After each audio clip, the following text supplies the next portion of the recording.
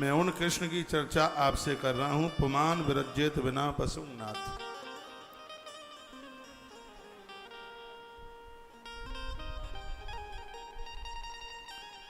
जिनकी कथा सुने बिना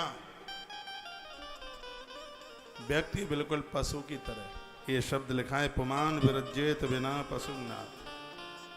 उस व्यक्ति को आत्मघाती मनुष्य समझा गया है जो भगवान की कथाओं से दूर भागता है। जिस भगवान श्री कृष्ण ने मां के गर्भ में मेरी रक्षा करी, पितामह में शमरे अमरम जयी, पितामह भीष्म महाभारत के युद्ध में तिमिंगल मछली की तरह थे, लेकिन भगवान गोविंद की सहायता से, उनकी कृपा से मेरे पूर्वजों ने महाभारत की सेना को चीर करके डाल दिया। उन दुश्मनों की एक नहीं चली। द्रोणस्य विश्व विष्णुमदंग संतान बीजम कुर्पांडवानाम। अश्वस्थामा ने मां के गर्भ में मुझे भी मार डाला था, लेकिन भगवान द्वारकेश द्वारकाधीश ने मां के गर्भ में पहुंच करके मेरी रक्षा करी। हे गुरुदेव, उनकी कथा में विस्तार पूर्वक सुनना चाहता हूं।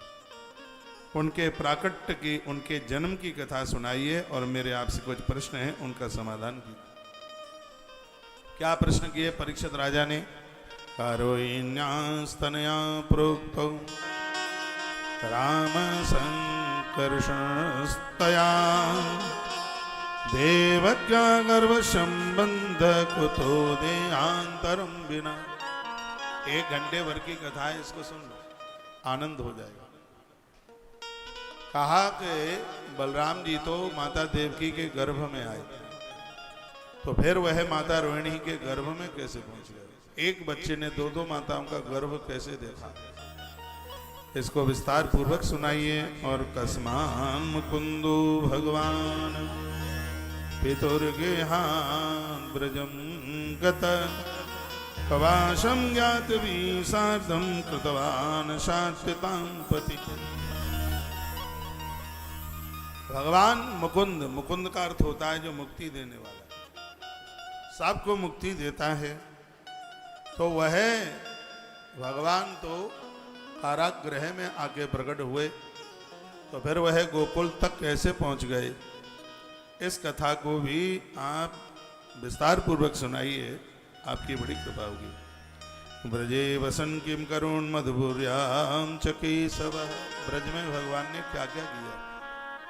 कृष्ण ब्रज में कितने दिनों तक रहे, यह भी आप हमें सुना दें। और मथुरा में पहुंचकर भगवान ने कौन कौन सी लीलाएं करी? भ्रातरम चावदीत कंसा मातुरुद्धात दरणम।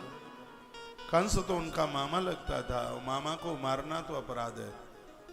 तो ऐसा क्या कारण बना कि परमात्मा ने अपने मामा को, कृष्ण ने अपने मामा को मार डाला?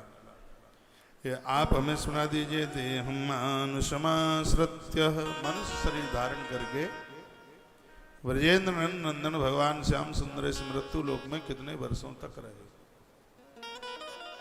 यह हम आपसे सुनना चाहते हैं। शर्म ना लगे तो यहां से खींच ले फोटो।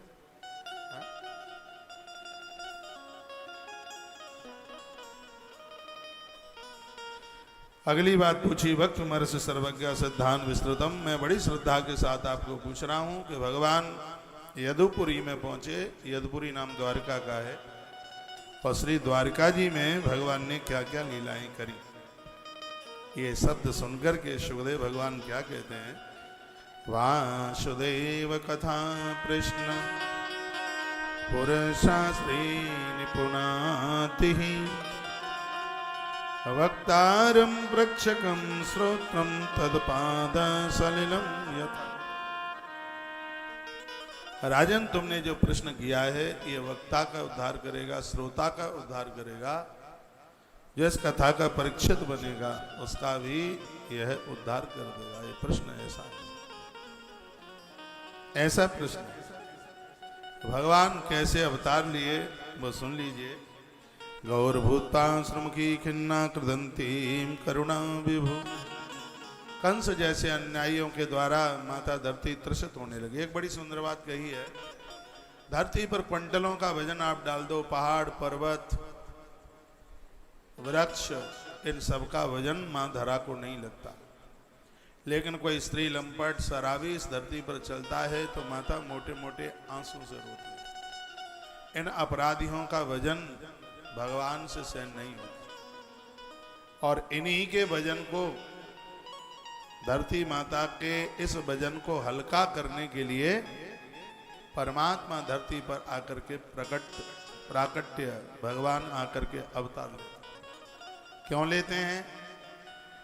जब जब होई धर्म की हानि, जब जब होई धर्म की हानि,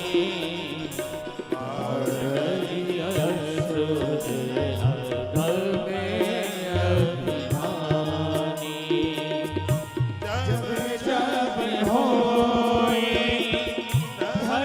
की हानि,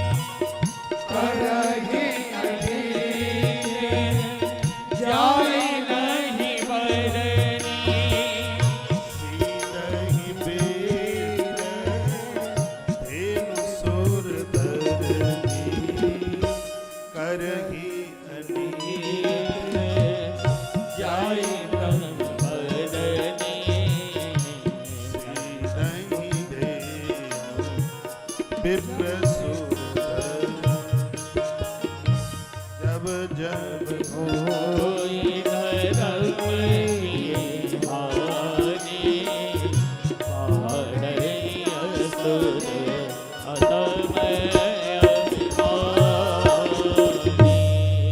करहि अनीति जाहि नहीं बरनी, सीधहि विप्रधेनु सुरधर। तब तब प्रभु धर विविध शरीर, हरहि सदा सज्जन भव पीरा।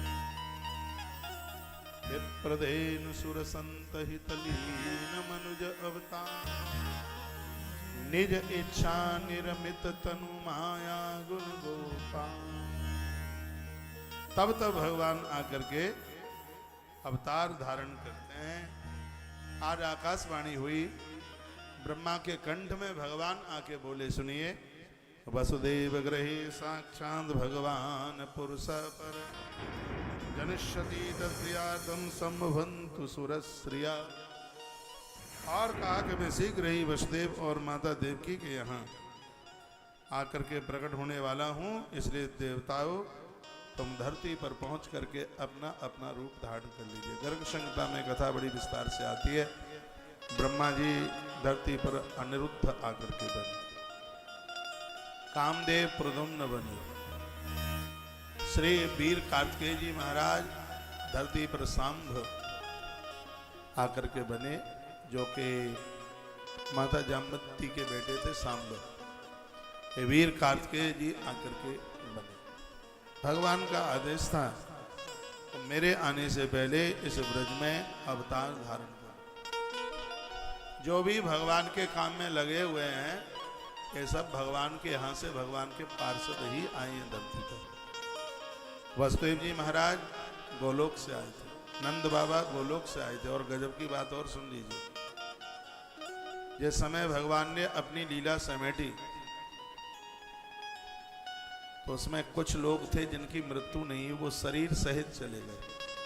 भगवान की 16,108 रानियों में एक ही रानी ऐसी थी जो शरीर सहित भगवान के धाम को गई, उसका नाम था माता रुक्मिणी। वसुदेव जी महाराज और माता देवकी, इनकी मृत्यु नहीं हुई, यह शरीर सहित भगवान के धाम को गए। और नंद बाबा और माता यशोदा, ये 5 थे जो कि शरीर सहित भगवत धाम के लिए इन्होंने प्रस्थान किया है। वसुदेव जी महाराज, माता देवकी, नंद बाबा, इनकी मृत्यु का कहीं भी कोई उदाहरण मिलता ही नहीं। भगवान श्री कृष्ण तो शरीर सहित गए ही हैं, लेकिन उनके अलावा ये 5 सशरीर सहित वसुदेव जी महाराज, माता देवकी, नंद बाबा और माँ यशोदा,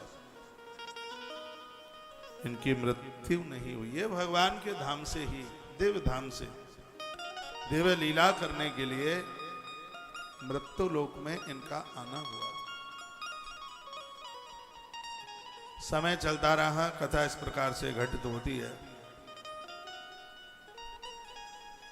उग्रसेन का ज्येष्ठ पुत्र जिसका नाम कंस है, आखेट खेलता हुआ आज मथुरा के गलियारों में आया।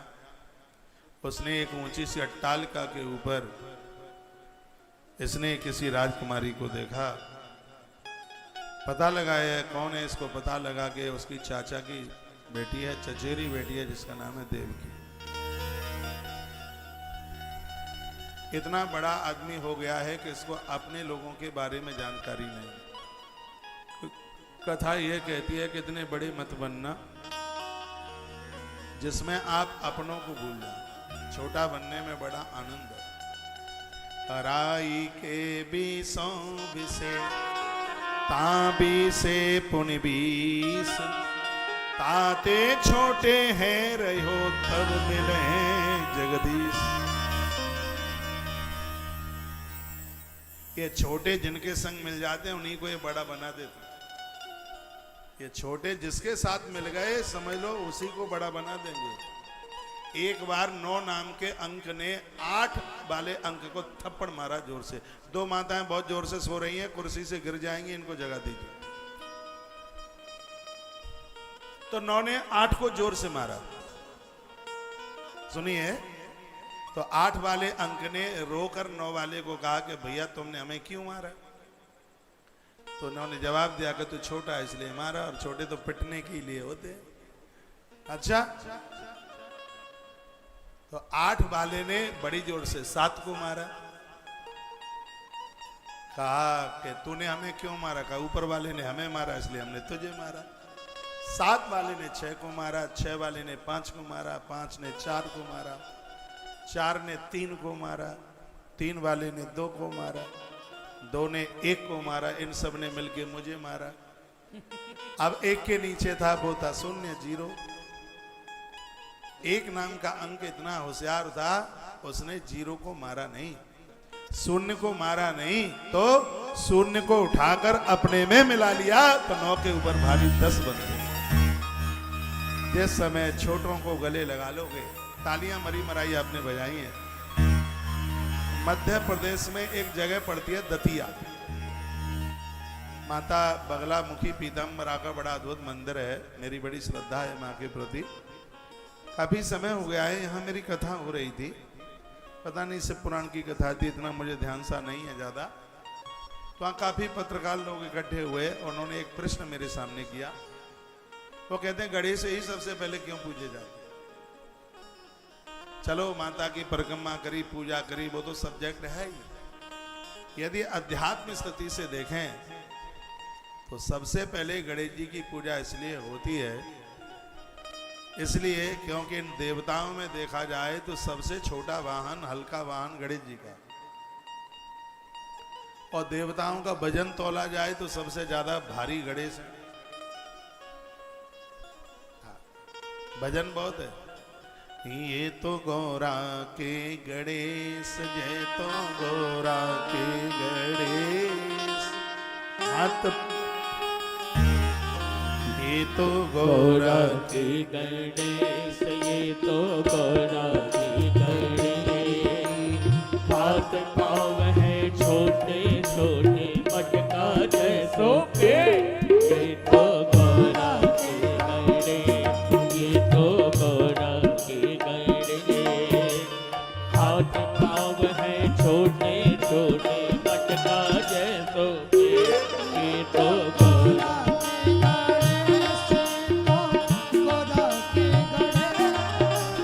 हाथ पाँव है छोटे छोटे, मटका जैसो पेट। ये तो गौरा की गणेश, ये तो गौरा की गणेश। ना खावे ये माखन मिश्री ना ना कोई मलाई। ना खावे ये माखन मिश्री, ना खा कोई मलाई। लडुआ खावे भर भर तारी, बलुआ खावे खावे बर बर थाली। यही जिनकी टेर। ये तो गौरा के गणेश, ये तो गौरा के गणेश। हाथ पाँव है छोटे छोटे, मटका जैसो पेट। ये तो गौरा की गणेश, ये तो गौरा की गणेश। हाथ पाँव है छोटे छोटे, मटका जैसो पेट। ये तो गौरा की गणेश, ये तो गौरा की गणेश।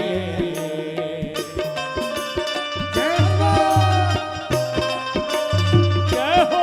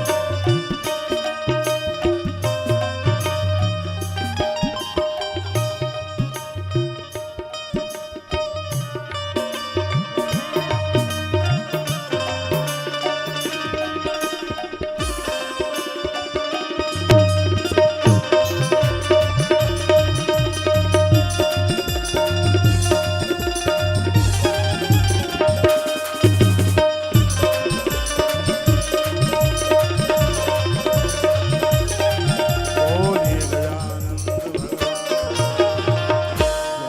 हो। बैठ जाइए, अभी किसी नम में नाचना पड़ेगा, बैठ जाओ। तो वो पत्रकार लोग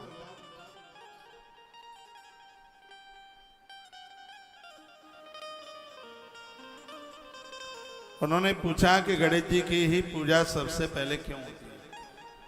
तो मैं उन्हें निवेदन कर रहा था कि गणेश जी की पूजा इसलिए होती है, देवताओं में ऐसे गणेश हैं जिनका वाहन सबसे छोटा है, चूहा चुखरा।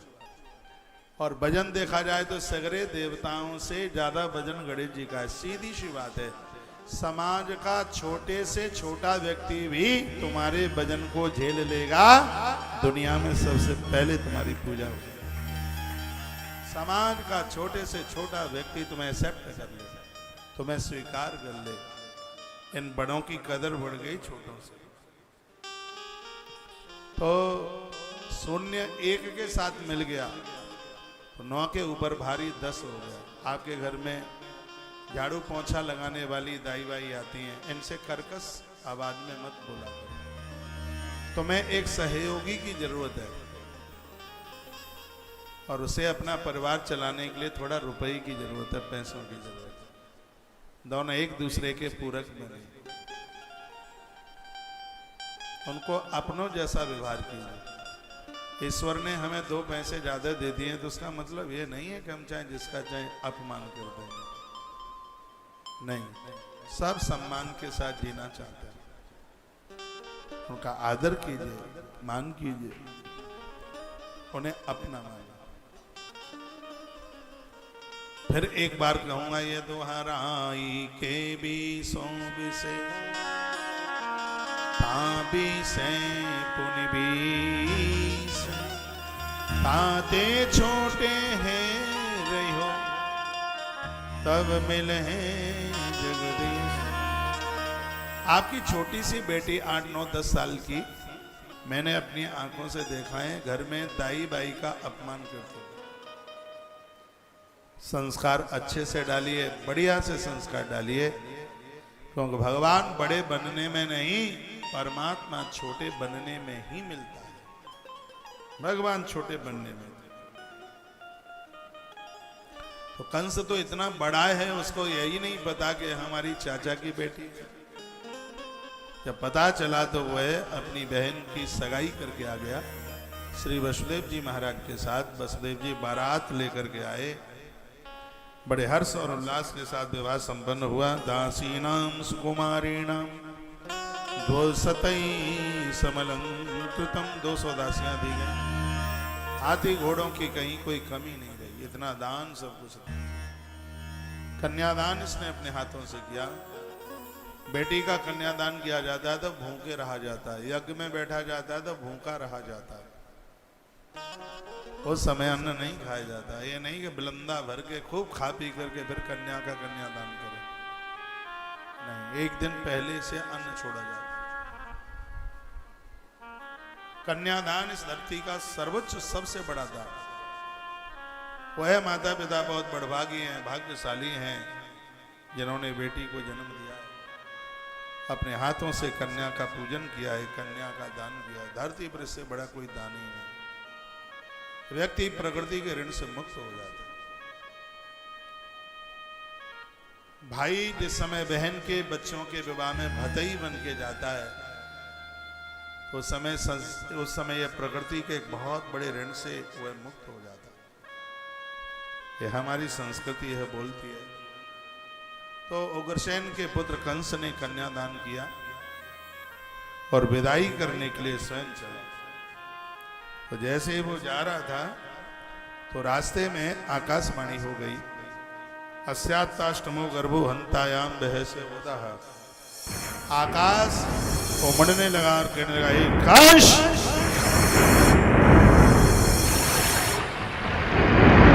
तो जिस बहनोई को इतने लाड के साथ में विदा करने के लिए जा रहा है, याद रखना किसी का 8 जो तेरे जीवन का बनेगा।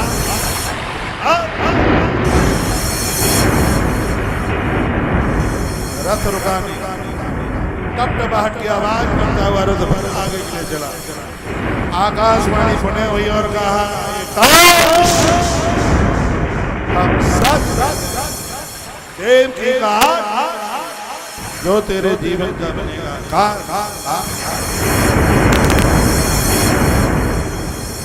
कंस भयभीत हो गया, डर गया और उसने अपनी बहन देवकी के केसों को बड़ी जोर से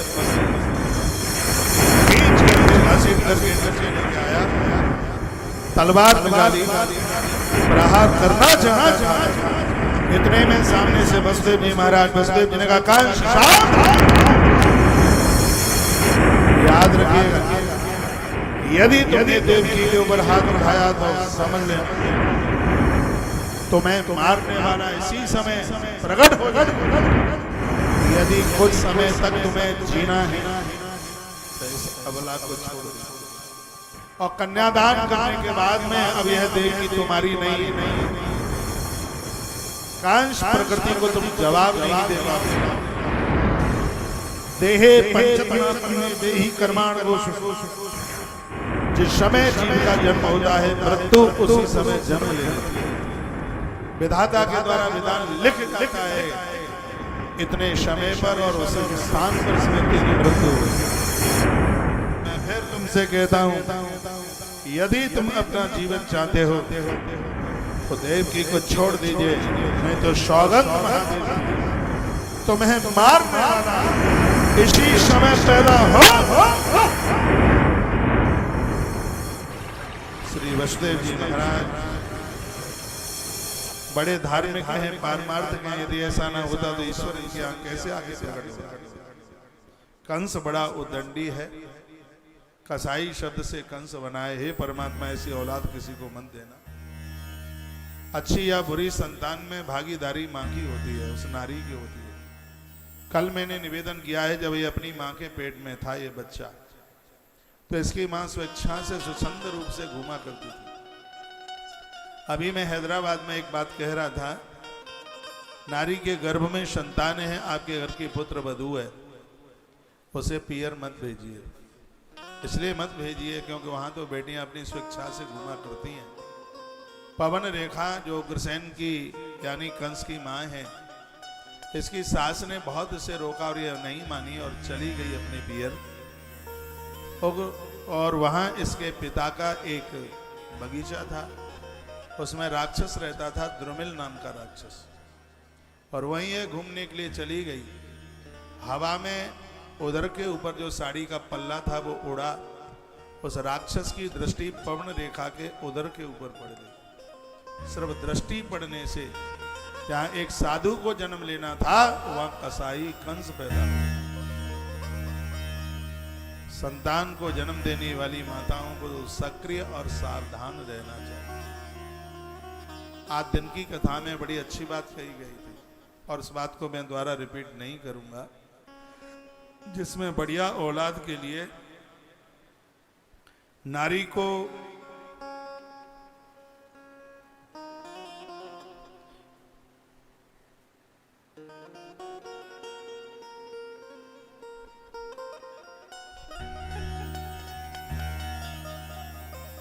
बहुत सावधान होकर के